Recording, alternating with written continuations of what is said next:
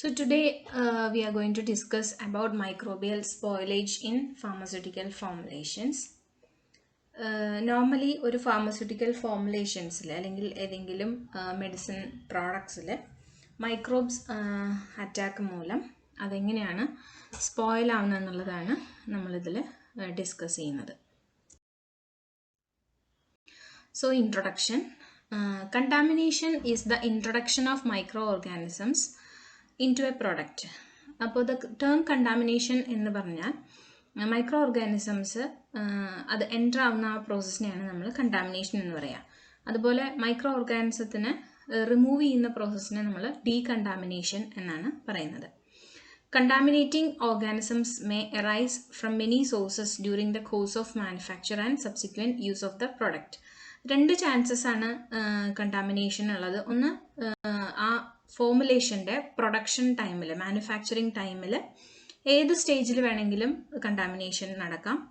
അതുപോലെ after production നമ്മൾ അത് പേഷ്യൻ്റ് അല്ലെങ്കിൽ കസ്റ്റമർ അത് പർച്ചേസ് ചെയ്ത് അതിൻ്റെ യൂസേജ് ടൈമിൽ, സബ്സിക്വൻറ്റ് യൂസേജ് ടൈമിലും കണ്ടാമിനേഷൻ നടക്കാം. രണ്ട് രീതിയിലും കണ്ടാമിനേഷന് ചാൻസസ് ഉണ്ട്. നമ്മൾ മാനുഫാക്ചറിങ് ടൈംസിൽ ഒരു മാനുഫാക്ചറിങ് യൂണിറ്റിൽ നമ്മൾ ഫോളോ ചെയ്യേണ്ടതാണ് ഗുഡ് മാനുഫാക്ചറിങ് പ്രാക്ടീസ്. ഇതെന്തിനാണെന്ന് വെച്ചാൽ മാക്സിമം അഡൾട്രേഷൻസ് അതുപോലെ എല്ലാ കറപ്ഷൻസും റിമൂവ് ചെയ്യാൻ വേണ്ടിയിട്ടാണ് നമ്മൾ ഗുഡ് മാനുഫാക്ചറിങ് പ്രാക്ടീസ് ഫോളോ ചെയ്യുന്നത്. Then spoilage is followed by contamination and describes the process and consequences of the microbial growth in the product. Spoilage എന്ന് പറയുമ്പോൾ ആഫ്റ്റർ കണ്ടാമിനേഷൻ ഒരു ഫോർമുലേഷൻ യൂസ്ലെസ് ആവുന്ന ആ ഒരു സിറ്റുവേഷനാണ്, അൺആക്സെപ്റ്റബിൾ ആവുന്ന ഒരു സിറ്റുവേഷനാണ് സ്പോയിലേജ് എന്ന് പറയുന്നത്. A spoiled product may be described as one that unfit for use. ഇനി യൂസ് ചെയ്യാൻ പറ്റില്ല എന്നുള്ളൊരു അവസ്ഥയിലാണ് നമ്മൾ അതിനെ സ്പോയിൽഡ് പ്രൊഡക്റ്റ് എന്ന് പറയുന്നത്. ഓക്കെ, ഇനി സ്പോയിലേജിന് കാരണം എന്ന് നമുക്ക് പറയാവുന്നത് ബാക്ടീരിയ, ഈസ്റ്റ് ആൻഡ് ഫംഗൈ അതുപോലത്തെ മൈക്രോ ഓർഗാനിസംസ് ആണ്. മേജറായിട്ടും 3 റീസൺസ് ആണ് ഇതുപോലെയുള്ള സ്പോയിലേജിന് നമ്മൾ പറയുന്നത്. ഈ 3 റീസൺസ് ആണ് നമ്മൾ ഒരു മെഡിസിൻ പ്രിപ്പറേഷൻ ടൈമിൽ എക്സ്ക്ലൂഡ് ചെയ്യേണ്ട കാര്യങ്ങൾ. ഒന്നാമത്തത്, the products or raw materials contaminated with pathogenic organisms may be an infection hazard. അത് ഫർദർ ഇപ്പോൾ ഒരു ഇൻഫെക്ഷന് വേണ്ടി നമ്മൾ കഴിക്കുന്ന ഒരു മെഡിസിൻ അത് ഫർദർ ഒരു ഇൻഫെക്ഷൻ കോസ് ചെയ്യാൻ കാരണമാവരുത്. ഓക്കെ, ദെൻ നമ്മൾ യൂസ് ചെയ്ത ആ റോ മെറ്റീരിയൽസിൻ്റെ കെമിക്കൽ അല്ലെങ്കിൽ ഫിസിക്കൽ പ്രോപ്പർട്ടീസ് അതൊക്കെ എന്ത് സംഭവിക്കാം, അതൊക്കെ ചേഞ്ച് ആവാം. മൈക്രോബിയൽ അറ്റാക്ക് മൂലം ആ പ്രോഡക്റ്റിൻ്റെ തന്നെ എല്ലാ വക എഫക്റ്റും പോയി അതൊരു ലെസ് പൊട്ടൻ്റ് അല്ലെങ്കിൽ ലെസ് ഇഫക്റ്റീവ് ഡ്രഗായിട്ട് അത് മാറാം. അതുപോലെ തന്നെ ഒരു തരത്തിലും ഈ ഫോർമുലേഷൻ വന്ന് യൂസ് ചെയ്യാൻ പറ്റാത്തൊരു കണ്ടീഷനാണ് അൺആക്സെപ്റ്റബിൾ. അതായത് ടേസ്റ്റ് വൈസ് ആയിക്കോട്ടെ, സ്മെൽ വൈസ് ആയിക്കോട്ടെ, അങ്ങനെ പല മാറ്റങ്ങളും അതിന് വരുമ്പോൾ അത് തീരെ ഉപയോഗിക്കാൻ പറ്റാത്തൊരു കണ്ടീഷനായി മാറാം. ഓക്കെ, അപ്പോൾ 3 റീസൺസ് ആണല്ലോ. ഒന്ന്, ഇൻഫെക്ഷൻ കോസ് ചെയ്യാം, അല്ലെങ്കിൽ അതിൻ്റെ ഇഫക്റ്റ് പോവാം, ആ ഒരു മെഡിസിൻ്റെ എഫക്റ്റ് പോവാം. അതുപോലെ തന്നെ കൺസ്യൂം ചെയ്യാൻ പറ്റാത്ത ഒരു കണ്ടീഷനിലേക്ക് ആ ഫോർമുലേഷൻ മാറാം. ഓക്കെ, അതുകൊണ്ടാണ് നമ്മൾ ഈ മൈക്രോ ഓർഗാനിസം അല്ലെങ്കിൽ കണ്ടാമിനേഷൻ നമ്മൾ എക്സ്ക്ലൂഡ് ചെയ്യണമെന്ന് പറയുന്നത്. ഇനി നമുക്ക് ഡിസ്കസ് ചെയ്യാനുള്ള മെയിൻ ടോപ്പിക്കാണ് ടൈപ്സ് ഓഫ് മൈക്രോബിയൽ സ്പോയിലേജ്. അതിൽ ആദ്യം വരുന്നത് infection induced by contaminated pharmaceutical products ആണ്. നമ്മൾ ഒരു മാനുഫാക്ചറിങ്ങിന് നമ്മൾ യൂസ് ചെയ്യുന്ന അതിൻ്റെ ഇൻഗ്രീഡിയൻസ്, ഓക്കെ, ആ ഇൻഗ്രീഡിയൻസ് അല്ലെങ്കിൽ അതിൻ്റെ റോ മെറ്റീരിയൽസിൻ്റെ നിന്നും കണ്ടാമിനേറ്റഡ് ആയിട്ടുള്ള റോ മെറ്റീരിയൽസ് യൂസ് ചെയ്യുക വഴി നമുക്ക് ആ ഫോർമുലേഷനിൽ തന്നെ കണ്ടാമിനേഷൻ ഉണ്ടാവാൻ സാധ്യതയുണ്ട്. ഫോർ എക്സാമ്പിൾ, നമ്മൾ അക്വസ് ഫോർമുലേഷൻസ്, ഓൾമോസ്റ്റ് എല്ലാ ഫോർമുലേഷൻസിലും നമ്മൾ വാട്ടർ ഒരു മെയിൻ കണ്ടന്റ് ആയിട്ട് ഉപയോഗിക്കുന്നത് നമ്മൾ ഡിസ്റ്റിൽഡ് വാട്ടറാണ് യൂസ് ചെയ്യുന്നത്. പക്ഷേ പ്രോപ്പറായിട്ടുള്ള ഡിസ്റ്റിലേഷൻ അല്ലെങ്കിൽ ഡീകണ്ടാമിനേഷൻ നടത്താത്ത വാട്ടർ ആണെങ്കിൽ അതുവഴി നമുക്ക് ഫോർമുലേഷനിലേക്ക് കണ്ടാമിനേഷന് ചാൻസ് ഉണ്ട്, മൈക്രോബ് അറ്റാക്കിന് ചാൻസ് ഉണ്ട്. Salmonella species, pseudomonas aeruginosa, candida species ഒക്കെയാണ് കോമൺ ആയിട്ടും ഇങ്ങനെ വാട്ടർ വഴി കണ്ടാമിനേഷൻ നടത്തുന്നത്. അതുപോലെ കുറേ അധികം ഗ്രാം നെഗറ്റീവ് സ്പീഷീസും സ്പോയിലേജിന് കാരണമാകുന്നുണ്ട്. Next point physical and chemical deterioration of product ആണ്. അതായത് നമ്മൾ ഫോർമുലേഷനിൽ യൂസ് ചെയ്യുന്ന natural ingredients, for example crude vegetable and animal drug extracts, ഇതെല്ലാം എക്സ്ട്രീംലി സസെപ്റ്റബിൾ ടു കണ്ടാമിനേഷൻ എന്നാണ് പറയുന്നത്. ഓക്കെ, അപ്പോൾ സിന്തറ്റിക് ആയിട്ടുള്ള പ്രൊഡക്ട്സിനേക്കാളും നാച്ചുറൽ ഇൻഗ്രീഡിയൻസിനാണ് കണ്ടാമിനേഷൻ കൊണ്ടുവരാൻ കൂടുതൽ ചാൻസസ് ഉള്ളത്. അതുപോലെ ഡിറ്റീരിയോറേഷൻ്റെ റേറ്റ് എന്ന് പറയുന്നത് കെമിക്കൽ സ്ട്രക്ചർ അതുപോലെ physio chemical properties of the ingredients അതിനെ ഡിപ്പെൻഡ് ചെയ്തിരിക്കും ആ rate of deterioration. Okay, third point observable effects of microbial attacks on products ആണ്. അതായത് വൺസ് മൈക്രോബിയൽ അറ്റാക്ക് നടന്നു കഴിഞ്ഞാൽ എന്ത് സംഭവിക്കും? ആ പ്രോഡക്റ്റിൽ നമുക്ക് ഒബ്സർവ് ചെയ്യാൻ സാധിക്കും, വിഷ്വലൈസ് ചെയ്യാൻ സാധിക്കും അതിൻ്റെ ചേഞ്ചസ്. ലൈക്ക് അതിൻ്റെ ആ പ്രോഡക്റ്റിൻ്റെ ഫോർമുലേഷൻ്റെ സ്മെല്ലിന് വന്ന് എന്തെങ്കിലും ഒരു ഓൾട്രേഷൻ വരാം, അല്ലെങ്കിൽ അതിൻ്റെ ടേസ്റ്റിന് ഓൾട്രേഷൻസ് വരാം, അല്ലെങ്കിൽ എന്തെങ്കിലും കളേർഡ് ആയിട്ടുള്ള സബ്സ്റ്റൻസസ് അതിൽ പ്രൊഡ്യൂസ് ആവാം, കളർ ചേഞ്ച് വരാം. അതുപോലെ തന്നെ വല്ല സെഡിമെൻറ്റേഷനോ അല്ലെങ്കിൽ ടർബിഡിറ്റി ഇൻക്രീസ് ചെയ്യാം ഫോർമുലേഷൻ്റെ. അപ്പോൾ അതൊക്കെ വെച്ചിട്ടാണ് നമ്മൾ എന്ത് പറയുന്നത്, മൈക്രോബ് അറ്റാക്ക് ഇപ്പോൾ ഫംഗൽ ഇൻഫെക്ഷനൊക്കെയാണ്, ഫംഗൽ അറ്റാക്കൊക്കെയാണ് നടന്നിട്ടുണ്ടെങ്കിൽ സെഡിമെൻറ്റേഷൻ അല്ലെങ്കിൽ ടർബിഡിറ്റി ഒക്കെ കൂടുന്നത് കാണാം.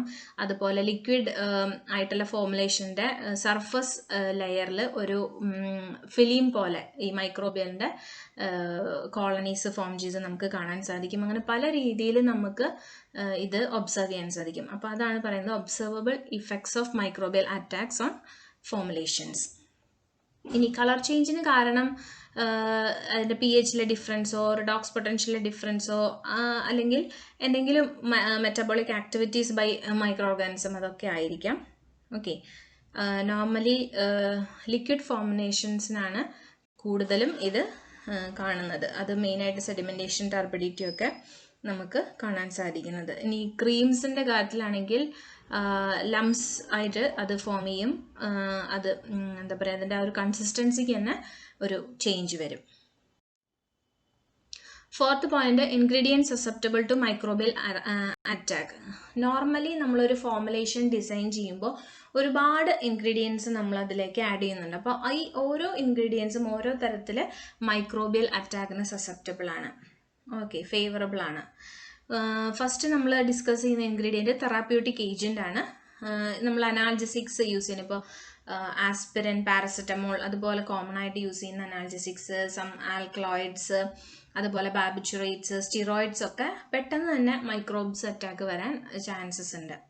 അതുപോലെ സർഫസ് ആക്റ്റീവ് ഏജൻസ്, ആനയോണിക് ആയിക്കോട്ടെ, കാറ്റയോണിക് ആയിക്കോട്ടെ, നോൺ അയണിക് ആയിക്കോട്ടെ, എല്ലാ കാറ്റഗറിയിൽ പെട്ടിട്ടുള്ള സർഫസ് ആക്റ്റീവ് ഏജൻസിനും ഒരു പരിധി വരെ മൈക്രോബ് അറ്റാക്കിന് ചാൻസ് കൊടുക്കുന്ന സബ്സ്റ്റൻസസ് തന്നെയാണ്.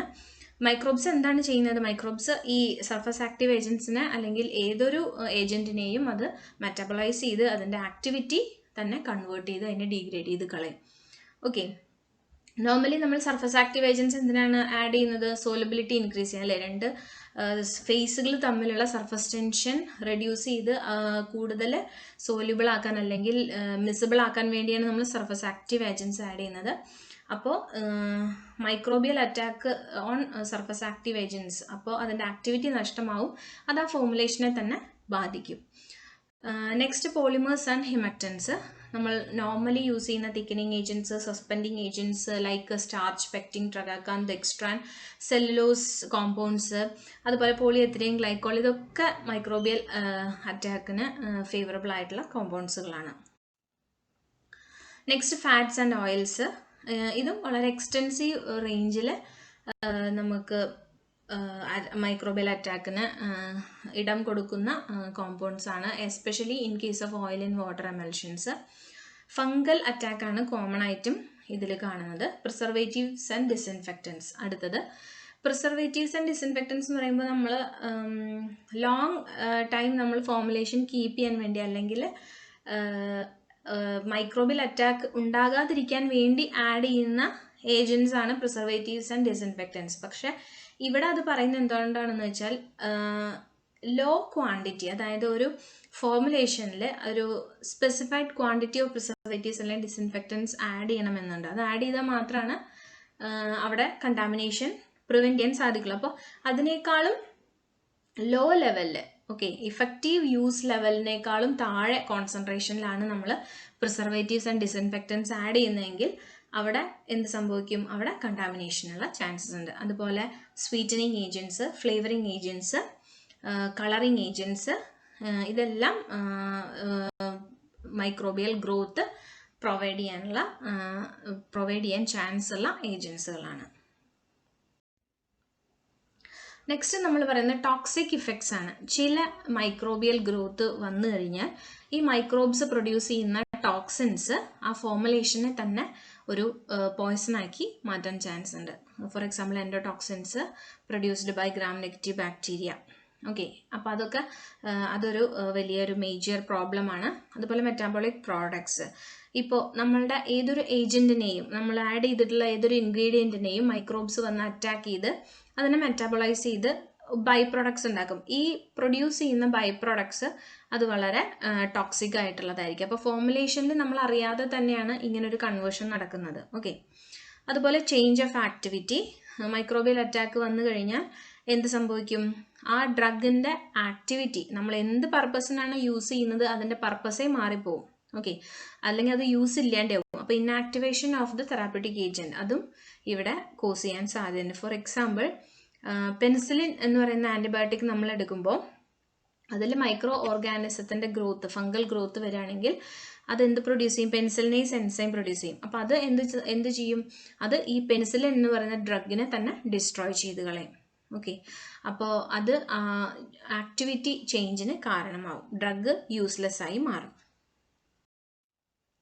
അടുത്ത ഗ്യാസ് പ്രൊഡക്ഷൻ ആണ്. നമുക്കറിയാം മൈക്രോബ്സ് വന്നു കഴിഞ്ഞാൽ അതിൻ്റെ മെറ്റബോളിക് ആക്ടിവിറ്റികൾ നടന്നുകൊണ്ടിരിക്കുമ്പോൾ ഗ്യാസ് പ്രൊഡക്ഷൻ കോമൺ ആയിട്ട് ഉണ്ടാവും. ഓക്കെ, അപ്പോൾ ഇങ്ങനെ ഗ്യാസ് പ്രൊഡക്ഷൻ ഉണ്ടാകുമ്പോൾ ആ ഫോർമുലേഷനിൽ ബബിൾസ് ഫോം ചെയ്യുക, അതുപോലെ ഫ്രോത്തിങ്, അതുപോലെ ഇൻക്രീസ് പ്രഷർ, അതൊക്കെ അങ്ങനെയൊക്കെ സംഭവിക്കാം. അപ്പോൾ അത് അതിൻ്റെ ഒരു കൺവീനിയൻസ് നഷ്ടപ്പെടുകയാണ് ചെയ്യുന്നത്, ആ ഫോർമുലേഷൻ്റെ അക്സെപ്റ്റബിലിറ്റി നഷ്ടപ്പെടുകയാണ് ചെയ്യുന്നത്. ഓക്കെ, അതുപോലെ products containing carbohydrates or other fermentable substrates are particularly susceptible to this type of spoilage. Carbohydrate contain ചെയ്യുന്ന അല്ലെങ്കിൽ ഫെർമെൻറ്റേഷൻ അങ്ങനത്തെ ഉപയോഗിക്കുന്ന സബ്സ്ട്രേറ്റുകളൊക്കെയാണ് ഗ്യാസ് പ്രൊഡക്ഷൻ മെയിനായിട്ടും നടത്തുന്ന തരം ഫോർമുലേഷൻസ്. അതുപോലെ ഇറിറ്റൻസ്, ഇപ്പം നമുക്കറിയാം ഐ ഡ്രോപ്സ്, ഐ ഫോർമുലേഷൻസ് ഒക്കെ ആണെങ്കിൽ അതിൽ ഇതുപോലെ ചെറിയ തോതിലാണെങ്കിലും ബാക്ടീരിയൽ കണ്ടാമിനേഷൻ വന്നാൽ അത് വളരെയധികം ഇറിറ്റേഷൻ ഉണ്ടാക്കുന്നതാണ്. അപ്പോൾ ഇതെല്ലാം ഒരു ഫോർമുലേഷനെ ബാധിക്കും. നെക്സ്റ്റ് നമ്മൾ ഡിസ്കസ് ചെയ്യുന്ന main topic sources of microbial contamination ആണ്. എവിടെ നിന്നാണ് ഇത്രയധികം മൈക്രോബ്സ് ഒരു ഫോർമുലേഷനെ കണ്ടാമിനേറ്റ് ചെയ്യുന്നത്? അപ്പോൾ അതിൻ്റെ points: first atmosphere, water, raw materials, process operators, equipments used, packaging and finally buildings. അപ്പോൾ അറ്റ്മോസ്ഫിയർ, നമ്മൾ എവിടെയാണോ നമ്മൾ ഫോർമുലേഷൻ നമ്മൾ പ്രിപ്പയർ ചെയ്യുന്നത് ആ അറ്റ്മോസ്ഫിയറിനെ ബേസ് ചെയ്തിരിക്കും അവിടുത്തെ കണ്ടാമിനേഷൻ. നോർമലി അറ്റ്മോസ്ഫിയറിലുള്ള എയർ എന്ന് പറയുന്നത് അതിൽ ഡസ്റ്റ് പാർട്ടിക്കിൾസ് ഉണ്ടായിരിക്കും, അതുപോലെ മോയ്സ്ചർ കണ്ടന്റ് ഉണ്ടായിരിക്കും. അപ്പോൾ ഇതൊക്കെയാണ് മൈക്രോബ്സിൻ്റെ ഗ്രോത്തിനെ ഫേവർ ചെയ്യുന്ന ഫാക്ടേഴ്സ്. അതുപോലെ അവിടെ വർക്ക് ചെയ്യുന്ന ആ അറ്റ്മോസ്ഫിയറിൽ വർക്ക് ചെയ്യുന്ന ആളുകളുടെ സ്കിന്ന്, അതുപോലെ അവരുടെ എന്താ പറയുക droplets coming from their mouth and nasal passages. അപ്പോൾ അതൊക്കെ എന്ത് ചെയ്യും? ആ അറ്റ്മോസ്ഫിയറിനെ കണ്ടാമിനേറ്റഡ് ആക്കും. അപ്പോൾ അങ്ങനെ ഒരു അറ്റ്മോസ്ഫിയറിൽ നിന്ന് പ്രിപ്പയർ ചെയ്യുന്ന ഫോർമുലേഷൻസിലേക്ക് ഓട്ടോമാറ്റിക്കലി മൈക്രോബ്സ് എൻ്റർ ആവാൻ ചാൻസസ് ഉണ്ട്. അതുകൊണ്ടാണ് പറയുന്നത് ഇപ്പോൾ പാരൻട്രൽ പ്രിപ്പറേഷൻസ് ആണെങ്കിലും വാക്സിൻസ് അങ്ങനത്തെ സംഭവങ്ങളൊക്കെ ചെയ്യുമ്പോൾ നമ്മൾ അസെപ്റ്റിക് ഏരിയ എന്ന് പറയുന്ന ഒരു യൂണിറ്റിലാണ് നമ്മൾ പ്രിപ്പറേഷൻസ് നടത്തുന്നത്. അസെപ്റ്റിക് ഏരിയ എന്ന് പറഞ്ഞാൽ സ്റ്റെറിലൈസ്ഡ് ആയിട്ടുള്ള ഒരു അറ്റ്മോസ്ഫിയറിൽ നിന്നാണ് നമ്മൾ അവിടെ പ്രിപ്പറേഷൻ ചെയ്യുന്നത്. എല്ലാ തരത്തിലുള്ള സേഫ്റ്റി മെഷേഴ്സും എടുത്തിട്ടാണ് നമ്മൾ അവിടെ പ്രിപ്പറേഷൻസ് ചെയ്യുന്നത്, ഫോർമുലേഷൻസിൽ യാതൊരു വക കണ്ടാമിനേഷനും നടക്കാതിരിക്കാൻ. ഇനി Staphylococcus, streptococcus, Clostridium, Bacillus, Aspergillus എന്ന് പറയുന്ന ഇത്തരം സ്പീഷീസ് ആണ് കോമൺ ആയിട്ടും അറ്റ്മോസ്ഫിയറിൽ കാണപ്പെടുന്ന മൈക്രോ ഓർഗാനിസംസ്. അപ്പോൾ ഒരു ഫോർമുലേഷനിലേക്ക് എൻ്റർ ആവാൻ ഇത് ചാൻസസ് കൂടുതലാണ്. ഇനി എങ്ങനെ ഇത് അവോയ്ഡ് ചെയ്യാം? നമ്മൾ അറ്റ്മോസ്ഫിയറിനെ കെമിക്കൽസ് വെച്ചിട്ടോ ഗേഷ്യസ് ഗ്യാസസ് വെച്ചിട്ടൊക്കെ നമ്മൾ ഡിസ്ഇൻഫെക്റ്റ് ചെയ്യുക, റേഡിയേഷൻ സ്റ്റെറിലൈസേഷൻ ഉപയോഗിച്ചിട്ട് ഡിസ്ഇൻഫെക്റ്റ് ചെയ്യുക. അതാണ് ഇതൊക്കെ റിമൂവ് ചെയ്യാനുള്ള ഒരു മാർഗം. അടുത്തത് വാട്ടറാണ്. വാട്ടർ ഒരു മേജർ ഇമ്പോർട്ടൻറ്റ് കമ്പോണൻ്റ് ആണ് ഇതുപോലെ കണ്ടാമിനേഷന്. നമ്മളിപ്പോൾ പൈപ്പ്സിലും അയൺ എക്സ്ചേഞ്ച് കോളംസിലും അതുപോലെ റിസർവോയറുകളിലൊക്കെ നമ്മൾ കീപ്പ് ചെയ്തിരിക്കുന്ന ഡിസ്റ്റിൽഡ് വാട്ടർ അത് കാലക്രമേണ അതിലേക്ക് കണ്ടാമിനേഷൻ വരാൻ ചാൻസസ് ഉണ്ട്. അപ്പോൾ അതൊക്കെ റെഗുലർ ആയിട്ടുള്ള ചെക്കിങ് ആവശ്യമാണ്. അത് കണ്ടാമിനേഷൻ നടന്നിട്ടുണ്ടോ എന്നുള്ളതൊക്കെ. Gram negative and gram positive bacteria infections വരാൻ സാധ്യതയുണ്ട്. ഇനി വാട്ടർ അത് ഇൻഫെക്റ്റഡ് ആയി എന്ന് നമുക്ക് എങ്ങനെയാണ് കണ്ടുപിടിക്കുക? അതിൻ്റെ വിസിബിൾ അല്ലെങ്കിൽ ഒൾഫാക്ടറി സ്പോയിലേജ്, അതായത് സ്മെല്ലോ അല്ലെങ്കിൽ ടേസ്റ്റ് വ്യത്യാസമൊക്കെ കാണുമ്പോൾ തന്നെ, അതിൻ്റെ ലുക്ക് വൈസ് അതിൽ എന്തെങ്കിലുമൊക്കെ കാണുമ്പോൾ തന്നെ നമുക്ക് മനസ്സിലാവാം ഈ വാട്ടർ ഈസ് സ്പോയിൽഡ് എന്ന്. ഓക്കെ, അപ്പോൾ റെഗുലർ ആയിട്ടുള്ള ഒരു ചെക്കപ്പ് ആവശ്യമാണ്. അതുപോലെ ഓയിൽ വാട്ടർ എമൽഷൻസ്, അതുപോലെ aqueous preparations, simple solutions, strong solutions, ഇതൊക്കെ വാട്ടർ ബേസ്ഡ് ആയിട്ടുള്ള ഫോർമുലേഷൻസ് ആണ്. അപ്പോൾ ഇതെല്ലാം ഒരു കണ്ടാമിനേഷൻ ചാൻസ് തരുന്ന ഫോർമുലേഷൻസ് ആണ്. നെക്സ്റ്റ് മോൾഡ്സ് ആണ്.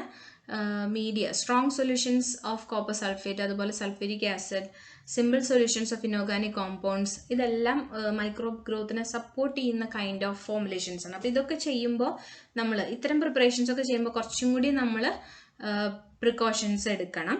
അതുപോലെ അക്വസ് സസ്പെൻഷൻസ് പ്രിപ്പയർ ചെയ്യുമ്പോൾ പ്രിക്കോഷൻസ് എടുക്കണം. അപ്പോൾ ഇങ്ങനെ വാട്ടർ ബേസ്ഡ് ആയിട്ടുള്ള എല്ലാ പ്രിപ്പറേഷൻസ് ചെയ്യുമ്പോഴും ആ വാട്ടറിൻ്റെ പ്യൂരിറ്റി ആൻഡ് അതിൻ്റെ സ്റ്റെറിലിറ്റി കൺഫേം ചെയ്തതിന് ശേഷം മാത്രമാണ് നമ്മളത് ചെയ്യാൻ പാടുള്ളൂ. പിന്നെ സ്യൂഡോമോണാസ് എന്ന് പറയുന്ന ആ കാറ്റഗറി ഓഫ് ബാക്ടീരിയ പ്രിസർവേറ്റീവ്സിന് പോലും റെസിസ്റ്റൻ്റ് ആയിട്ടുള്ള ഒരു ബാക്ടീരിയ ആണ്. അതൊക്കെ കോമൺ ആയിട്ടും വാട്ടറിൽ നിന്നും വരുന്ന ടൈപ്പ് ഓഫ് കണ്ടാമിനേഷനാണ്. അപ്പോൾ അതൊക്കെ ചെക്ക് ചെയ്യണം. ഇനി റോ മെറ്റീരിയൽസ്, നമ്മൾ നേരത്തെ പറഞ്ഞ പോലെ raw materials, natural raw materials നിന്നാണ് കൂടുതലും കണ്ടാമിനേഷന് ചാൻസസ് ഉള്ളത് ദാൻ സിന്തറ്റിക്. സോളിഡ് റോ മെറ്റീരിയൽസിൽ ഈ ഫംഗൽ ഗ്രോത്തിനൊക്കെ ചാൻസസ് കൂടുതലാണ്. അതുപോലെ ഇംപ്രോപ്പറായിട്ട് നമ്മൾ റോ മെറ്റീരിയൽസ് സ്റ്റോർ ചെയ്യുക, അതുപോലെ കവറിങ് ചെയ്ത് വെക്കാതിരിക്കുക, ഇൻഅഡിക്വേറ്റ് കവറിങ്, അതൊക്കെ ഇൻ എ ഡാംപ് എൻവയോൺമെൻറ്റ്. അപ്പോൾ അതൊക്കെ എന്ത് സംഭവിക്കും? അവിടെ ഒരു മൈക്രോബിയൽ ഗ്രോത്ത് ഉണ്ടാവാൻ ഉള്ള കാരണങ്ങളാണ്. അതുപോലെ ഫ്ലക്ച്വേറ്റിംഗ് ടെമ്പറേച്ചർ, ഒരു ഇത്ര ടെമ്പറേച്ചറിൽ കീപ്പ് ചെയ്യണം എന്ന് പറഞ്ഞാൽ അത് പ്രോപ്പറായിട്ട് നമ്മൾ ഫോളോ ചെയ്യാതെ അതിനൊരു ഫ്ലക്ച്വേഷൻ വരികയാണെങ്കിൽ, അപ്പോൾ ഇങ്ങനത്തെ കണ്ടീഷൻസ്, അതായത് improper storage, inadequate covering, fluctuating temperature, ഇതൊക്കെ ആ ഒരു റോ മെറ്റീരിയലിന് സ്പോയിലേജ് വരാൻ, കണ്ടാമിനേഷൻ വരാൻ കാരണമാണ്. അപ്പോൾ ഇതിൽ നിന്നൊക്കെയാണ് നമുക്ക് ഫോർമുലേഷനിലേക്ക് കണ്ടാമിനേഷൻ വരുന്നത്. ഓക്കെ, ഇനി ഹീറ്റ് ട്രീറ്റ്മെൻറ്റ്, സ്റ്റെറിലൈസേഷൻ മെത്തേഡുകൾ, പല സ്റ്റെറിലൈസേഷൻ മെത്തേഡുകൾ, അതായത് റേഡിയേഷൻ, ഫിൽട്രേഷൻ, റീക്രിസ്റ്റലൈസേഷൻ, ഇതൊക്കെ ചെയ്തിട്ട് നമുക്ക് റോ മെറ്റീരിയലിനെ ഡീകണ്ടാമിനേറ്റ് ചെയ്തെടുക്കാൻ സാധിക്കും. നെക്സ്റ്റ് വരുന്നത് പ്രോസസ് ഓപ്പറേറ്റേഴ്സ് ആണ്. ഇപ്പം നമ്മളൊരു ഫോർമുലേഷൻ പ്രിപ്പയർ ചെയ്യുകയാണെങ്കിൽ അത് ചെയ്യുന്ന ആളുകൾ അല്ലേ, അത് ചെയ്യുന്ന ആളുകളുടെ മേത്തുനിന്നും കണ്ടാമിനേഷൻ വരാം. അതായത് നമുക്കറിയാം നമ്മുടെ സ്കിന്നിൽ നോർമൽ മൈക്രോഫ്ലോറ പ്രസൻ്റ് ആണ്. ഓക്കെ, അപ്പോൾ ഒരു പുവറായിട്ടുള്ള പേഴ്സണൽ ഹൈജീൻ കീപ്പ് ചെയ്യുന്ന ഒരു ഓപ്പറേറ്ററിൽ നിന്നും ഓട്ടോമാറ്റിക്കലി ഫോർമുലേഷനിലേക്ക് എന്ത് വരാം? കണ്ടാമിനേഷൻ വരാം. അതുപോലെ ഇപ്പോൾ ഒരു അസെപ്റ്റിക്, ഇപ്പോൾ ഒരു സ്റ്റെറൈൽ പ്രിപ്പറേഷനാണ് നമ്മൾ ചെയ്യുന്നതെങ്കിൽ അസെപ്റ്റിക് ഏരിയയിൽ വെച്ചിട്ടാണ് നമ്മൾ ചെയ്യുന്നത്. പക്ഷേ നേരത്തെ പറഞ്ഞു, എന്താ പറയുക, റിക്വയർഡ് പ്രിക്കോഷൻസ് നമ്മൾ എടുക്കണം എന്നുള്ള സേഫ്റ്റി മെഷേഴ്സ് എടുക്കണം. അതായത് ഹെയർ ക്യാപ്പ്, അതുപോലെ മാസ്ക്, ഗ്ലൗസ്, അതുപോലെ നമ്മളുടെ ക്ലോത്തിങ് വരെ സ്റ്റെറൈൽ യൂണിറ്റിൽ നമ്മൾ വർക്ക് ചെയ്യുമ്പോൾ ആ ക്ലോത്തിങ് വരെ നമ്മൾ സെപ്പറേറ്റഡ് ആയിട്ടാണ്, ഏപ്രൺ ഒക്കെ ഇട്ടിട്ടാണ് നമ്മൾ ചെയ്യുന്നത്. അപ്പം നമ്മളുടെ മേത്തുനിന്നും ഫോർമുലേഷനിലേക്ക് യാതൊരു തരത്തിലും കണ്ടാമിനേഷൻ വരരുത്. അപ്പോൾ ഓപ്പറേഷൻ ചെയ്യുന്ന ഓപ്പറേറ്റേഴ്സിൽ നിന്നും കണ്ടാമിനേഷനുള്ള ചാൻസ് ഉണ്ട്. Okay, normally staphylococcus aureus, sarcina species, alcaligenes, trichophyton, epidermophyton, microsporon, ഇത്തരത്തിലുള്ള സ്പീഷീസൊക്കെയാണ് ഇങ്ങനെ ഇതുവഴി കണ്ടാമിനേഷൻ നടത്തുന്നത്. നെക്സ്റ്റ് എക്യുപ്മെൻറ്റ്സ് ആണ്. നമ്മൾ ഒരു സ്റ്റെറൈൽ പ്രിപ്പറേഷൻ ചെയ്യുന്ന സമയത്ത് യൂസ് ചെയ്യുന്ന എക്യുപ്മെൻറ്റ്സ് എല്ലാം വളരെ സിമ്പിളായിരിക്കണം. അതായത് വിത്ത് minimal junctions, valves, pumps. Okay, അതിൻ്റെ കുറച്ച് കോംപ്ലിക്കേറ്റഡ് ആയിട്ടുള്ള സ്ട്രക്ചറാണ് ഒരു എക്യുപ്മെൻറ്റിൻ്റെ എങ്കിൽ നമുക്കത് ക്ലീൻ ചെയ്യാനൊക്കെ ബുദ്ധിമുട്ടായിരിക്കും. ഓക്കെ, അപ്പോൾ അതിൻ്റെ വാൽവിൻ്റെ ഇടയിലും അതിൻ്റെ സ്ക്രൂവിൻ്റെ ഇടയിലൊക്കെ പോയിട്ട് നമുക്കത് ക്ലീൻ ചെയ്യാനൊക്കെ ബുദ്ധിമുട്ടായിരിക്കും. അപ്പം മിനിമൽ ജംഗ്ഷൻസ്, വാൽവ്സ്, പമ്പ്സ് ഒക്കെ ഉള്ള എക്യുപ്മെൻറ്റ്സ് ആണ് ഇങ്ങനെ സ്റ്റെറൈൽ ലാബ്സിലൊക്കെ കൂടുതലും നമ്മൾ ഉപയോഗിക്കുന്നത്. അതുപോലെ നമ്മൾ ക്ലീൻ ചെയ്യുകയാണെങ്കിൽ എന്ത് സംഭവിക്കണം, റിൻസ്ഡ് ക്ലീൻ ചെയ്യുവാണെങ്കിൽ നമ്മൾക്ക് പ്രോപ്പറായിട്ടുള്ള ഡിസിൻഫെക്ഷൻസ് മെത്തേഡ്സ് ഉപയോഗിച്ച്, ഗേഷ്യസ് അല്ലെങ്കിൽ ഹീറ്റ് അല്ലെങ്കിൽ കെമിക്കൽ ഡിസിൻഫെക്റ്റൻസ് ഒക്കെ ഉപയോഗിച്ച് പ്രോപ്പറായിട്ട് റെഗുലർ വൈസിൽ നമ്മളതിൽ സ്റ്റെറിലൈസേഷൻ ചെയ്യണം. ഓക്കെ, ഇനി നമ്മളെങ്ങനെ ഈ എക്യുപ്മെൻറ്റ്സിലെ കണ്ടാമിനേഷൻ കണ്ടുപിടിക്കാം? നമ്മൾ എക്യുപ്മെൻറ്റ്സ് നമ്മൾ വാഷ് ചെയ്യും. ഓക്കെ, അത് സ്റ്റെറിലിറ്റി ടെസ്റ്റിങ്ങിൽ നിങ്ങൾ ഫർദർ പഠിക്കുന്നുണ്ട്. ഒരു എക്യുപ്മെൻറ്റിനെ വാഷ് ചെയ്യും. ഓക്കെ, അങ്ങനെ വാഷ് ചെയ്ത് കിട്ടുന്ന ആ റിൻസ്ഡ് വാട്ടർ നമ്മൾ എന്ത് ചെയ്യും? കൾച്ചർ ചെയ്യാൻ വെക്കും. അപ്പോൾ ആ വാട്ടർ കൾച്ചർ ചെയ്യാൻ വെക്കുമ്പോൾ എന്ത് സംഭവിക്കും? മൈക്രോബ്സ് അറ്റാക്ക് ഉണ്ടെങ്കിൽ ആ കൾച്ചറിൽ നമുക്ക് മൈക്രോബ്സിൻ്റെ ഗ്രോത്ത് കാണാൻ സാധിക്കും. അതുപോലെ സ്വാബ് ടെസ്റ്റൊക്കെ ചെയ്ത് നോക്കി എക്യുപ്മെൻറ്റ്സിൽ കണ്ടാമിനേഷൻ ഉണ്ടോ എന്ന് നമുക്ക് കണ്ടുപിടിക്കാൻ സാധിക്കും. അപ്പോൾ ഈ എക്യുപ്മെൻറ്റ് വഴി നമ്മളൊരു ഫോർമുലേഷൻ ഉണ്ടാക്കുമ്പോൾ എന്ത് സംഭവം? നോർമലി ആ ഫോർമുലേഷനിലേക്കും കണ്ടാമിനേഷൻ പാസ് ചെയ്യാണ് ചെയ്യുന്നത്. ഓക്കെ, അപ്പോൾ നമ്മൾ യൂസ് ചെയ്യുന്ന എല്ലാ എക്യുപ്മെൻറ്റ്സും സ്റ്റെറൈൽ ആയിരിക്കണം. നെക്സ്റ്റ് പാക്കേജിംഗ് ആണ്. Normally glass containers, cardboard boxes, closure liners, ഇതിൽ നിന്നൊക്കെയാണ് നമുക്ക് കണ്ടാമിനേഷൻ വരാൻ സാധ്യതയുള്ളത്. ഡ്രൈ ഹീറ്റ് സ്റ്റെറിലൈസേഷൻ മെത്തേഡ് ഉപയോഗിച്ചിട്ട് നമുക്കിതൊക്കെ ഒരുവിധം ഒക്കെ നമുക്ക് സ്റ്റെറിലൈസ് ചെയ്യാൻ പറ്റും. അതുപോലെ പ്ലാസ്റ്റിക് കണ്ടെയ്നേഴ്സ് കുറച്ചും കൂടി മൈക്രോബ് ഗ്രോത്തിന് ചാൻസ് കുറവാണെന്നാണ് പറയുന്നത് പ്ലാസ്റ്റിക് കണ്ടെയ്നേഴ്സ് ഉപയോഗിക്കുന്നത്. Bacillus species, penicillium, aspergillus, cladosporium, micrococcus ഒക്കെ ഇതുപോലെ പാക്കേജിംഗ് ത്രൂ കണ്ടാമിനേഷൻ സ്പ്രെഡ് ചെയ്യുന്ന മൈക്രോ ഓർഗാനിസംസ് ആണ്. മെയിൻലി ഇതിൻ്റെ കമ്പോസിഷൻ, പാക്കേജ് മെറ്റീരിയലിൻ്റെ കമ്പോസിഷനും അതിൻ്റെ സ്റ്റോറേജ് കണ്ടീഷൻസുമാണ് ഇവിടെ കണ്ടാമിനേഷന് കാരണം. നെക്സ്റ്റ് ബിൽഡിങ്സ് ആണ്. നമ്മളെപ്പോഴും ഒരു ലാബ് അല്ലെങ്കിൽ പ്രിപ്പറേഷൻ യൂണിറ്റ് എന്ന് പറയുമ്പോൾ അവിടുത്തെ വാൾസും അതുപോലെ ഫ്ലോറും സീലിങ്സും എല്ലാം അവിടെ contamination less chances of contamination ഉള്ള മെറ്റീരിയൽ കൊണ്ടാണ് അതൊക്കെ ബിൽഡ് ചെയ്യേണ്ടത്. അതുപോലെ ഈസി ക്ലീനിങ് ആയിരിക്കണം. ഈസിലി നമുക്ക് ക്ലീൻ ചെയ്യാൻ പറ്റുന്ന ടൈപ്പ് ഓഫ് മെറ്റീരിയൽ കൊണ്ടാണ് ഇതെല്ലാം നമ്മൾ മേക്ക് ചെയ്യേണ്ടത്.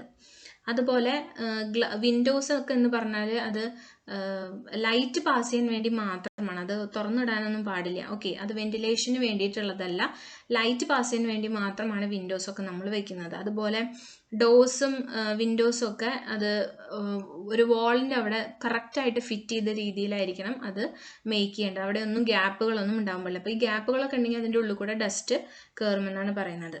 അപ്പോൾ വാൾസ് ആണെങ്കിലും ഫ്ലോർസ് ആണെങ്കിലും സീലിങ്സ് ആണെങ്കിലും എല്ലാം സ്മൂത്ത് ആയിരിക്കണം, വാഷബിൾ ആയിരിക്കണം, ഈസി ടു ബി ക്ലീൻ ആയിരിക്കണം.